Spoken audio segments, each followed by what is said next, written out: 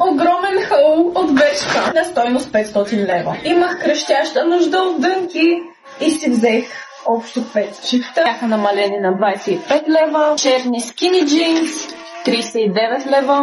Сини скини джинс, сини винтидж Чарлстон 49 лева. Същите в черно, защото сега ще ви покажа защо.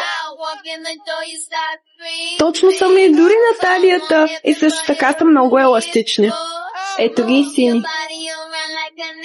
Не са ми чак толкова добре на талията, но си ги взели заради тези Hello Kitty маратонки. Вижте колко са сладки. И тези дънки не успях да ги пробвам, но са ми точно. Имаше и розово платоне. Цяла шапка, защото имам бял шал.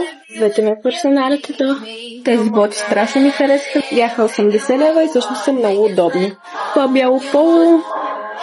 Тези лилави очила. И това са нещата от Бершка. Иначе от Кроп си взех тази празнична тениска, която обожава.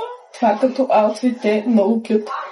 Кроп винаги имат страхотни тениски, но празничните просто пръснаха филма. Гети ръкавици, за да си ходят с шапката. И имаше коледен капибара, а аз ще правя коледен giveaway. А и тези дънки са ми точно.